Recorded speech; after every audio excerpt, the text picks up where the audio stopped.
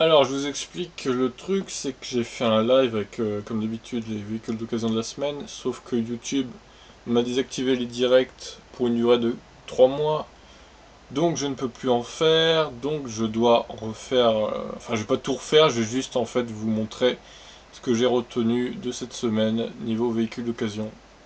On a un i3 Rex 94AH à 32 000 euros.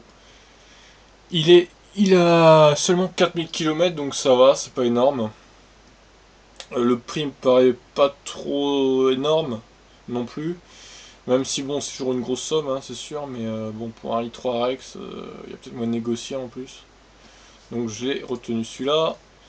Une petite C0 de 35 000 km à 6 000 euros. C'était ok. Quelques petits accros apparemment sur la carrosserie. Elle me paraît assez propre quand même, donc pour le prix ça va. Une Think City, 5 000 euros.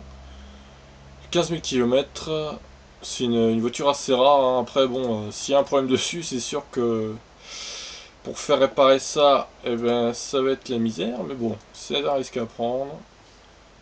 Alors, par contre, l'affaire de la semaine pour moi, c'est vraiment cette e-up de 82 chevaux avec 57 000 au compteur et 9 990 euros. À ce prix-là, franchement, c'est du jamais vu. J'ai jamais vu une e-up aussi peu chère en fait.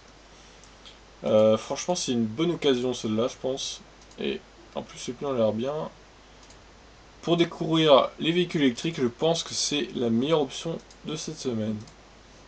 On a sinon une Zoé, une vieille Zoé de 2013, 47 000 km, 6600 euros avec une borne en plus qui fournit avec le véhicule. Donc, bah, pourquoi pas, hein.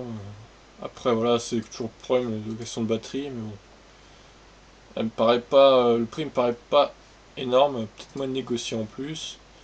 Sinon, dans un garage, on a une C0 à 6 990 euros, 8500 km seulement. Plutôt une bonne affaire là pour le coup. Peu kilométré et toujours sous garantie. On a un Twizy, 4490 euros, de 2012. Donc voilà, 10 000 km à peine, ça reste correct. On a une Yon grise à orange, donc 20 000 km, 6 900 euros. Ça me paraît assez correct, le prix vu le prix et l'année. À voir. J'ai retenu aussi une Tesla Model S P85 Performance S.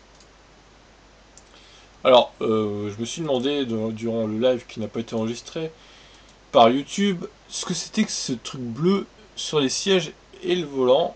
Bah écoutez, moi je ne sais pas trop ce que ça peut être. Je pense que c'est un problème avec son appareil parce qu'on voit que sur l'écran tactile et l'écran des tableaux de bord avec les compteurs de vitesse et tout, c'est pareil. Donc je sais pas.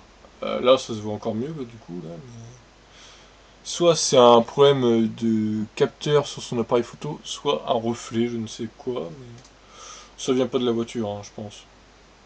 En tout cas, 29 000 km, 67 000 euros pour une 85 performance. Bon, on va dire que c'est pas. Ça va. Ça reste cher évidemment, mais pour une Tesla, c'est pas scandaleux quoi le prix. Twizy, 3900 euros. 7000 km. Ouais. Là, c'est un Twizy, bon, bah, pourquoi pas, hein, après, 100 km d'autonomie, ouais, ça dépend. Le relief, toujours pareil, mais bon.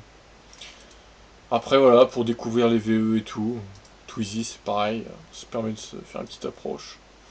Et pour terminer cette semaine, Kia Soul 2 de 30 kWh, donc, à 21 990 euros, 2500 km au compteur, ce qui est plutôt correct, ça va. Toujours garantie 78 mois, donc 78 mois, ça fait un sacré paquet d'années encore. Ça doit faire 6 ans, un peu plus, 6 ans et demi de tête. Donc ouais, c'est plutôt pas mal comme affaire, 21 990. Bah, écoutez, voilà, on se retrouve la semaine prochaine pour un nouveau bilan des voitures d'occasion et neuves du coup sur le bon coin. Je vous souhaite un bon week-end. Ciao ciao.